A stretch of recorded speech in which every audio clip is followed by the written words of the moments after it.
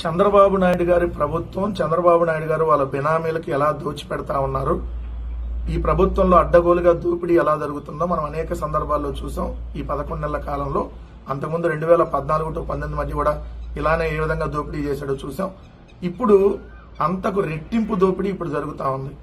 ఆ దోపిడీలో భాగంగా iconic towers అనేది అమరావతిలో నిర్మిస్తున్నామని చెప్తూ టెండర్లు ఏదైతే పిలిచారో ఆ టెండర్లు చూస్తేనే మనకు అర్థమవుతా ఉంది. ఎందుకంటే మొన్నటికి మనం చూసాం కిలోమీటర్ రోడ్డు వేయడానికి 63 కోట్లు అని చెప్పి.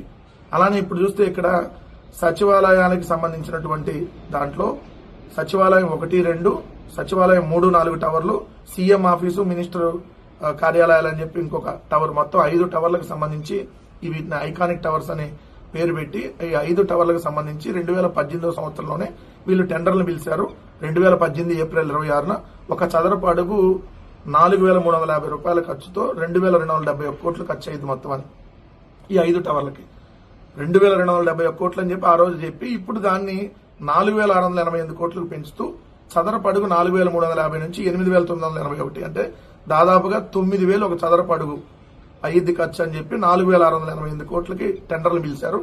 10% మొబిలైజేషన్ అడ్వాన్స్లు కూడా ఇచ్చారు. ఈ రాష్ట్ర చరిత్రలో మొబిలైజేషన్ అడ్వాన్స్లు ఇవ్వడం ఎక్కడా ఉండదు, ఎక్కడా లేదు, జరగలే. ఫస్ట్ టైం మొబిలైజేషన్ అడ్వాన్స్లు ఇచ్చి 8% మళ్ళీ కమిషన్ రూపంలో వెనక్కి తీసుకునేటటువంటి కార్యక్రమం. ఈ దోపిడీ ఎంతటితో ఆగిద్దా అంటే ఎంతటితో కూడా ఆగదు. ఇంకా అందనంత ఎత్తులో ఆకాశం అంత దోపిడీగా దీన్ని మనం చెప్పుకోవచ్చు. ఎందుకంటే అంతకుముందు కూడా మనం చూస్తే తాత్కాలిక సచివాలయం నిర్మాణానికి అప్పుడు చదరపు అడుగు 3,350 రూపాయలు అయ్యిద్దని చెప్పి 201 కోట్లే అని చెప్పి ముందు ఇచ్చారు. ఇచ్చిన తర్వాత 1,151 కోట్లుగా దాన్ని చూపించి బిల్లులు కూడా చెల్లించారు.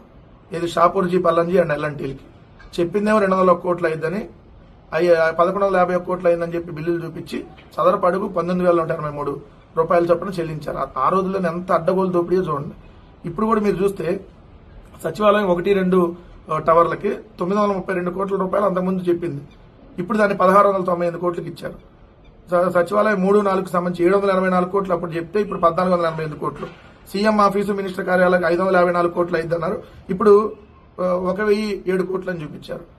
అంటే 2,271 కోట్లు అయ్యిద్దని చెప్పి అప్పుడు చెప్పి ఇప్పుడు దాన్ని 4,688 కోట్లకి పెంచి ఇంకా పెంచుకుంటూ పోయి రాష్ట్రాల్లో ఉన్నటువంటి సంపదని అప్పులు తెచ్చి మరీ దోచుకోవాలి, అందనంత ఎత్తులో అప్పులు తేవాలి, అందనంత ఎత్తులో ఏదైతే దోచుకోవాలి, ఎవరికి తెలియనంత రీతిలో దోచుకోవాలనేటటువంటి ఏకైక లక్ష్యంతో ఈ ప్రభుత్వం పనిచేస్తా ఉంది. ప్రపంచంలోనే ఎక్కడా ఉండదు ఇంత దోపిడీ. ఈ రోజు ప్రపంచంలో ఉన్నటువంటి ఇంజనీర్లు ఆశ్చర్యపోతున్నారు ఈ రేట్లు చూసి. అమరావతిలో ఆ రోడ్డుకి 63 కోట్లు, కిలోమీటర్ రోడ్డుకి 63 కోట్లు, ఇది ఈ విధంగా అడ్డగోలు దోపిడీ చూసి ప్రపంచంలో ఉన్న ఇంజనీర్లు నివ్వెరపోతున్నటువంటి పరిస్థితి ఈ రోజు ఇక్కడ ఉంది.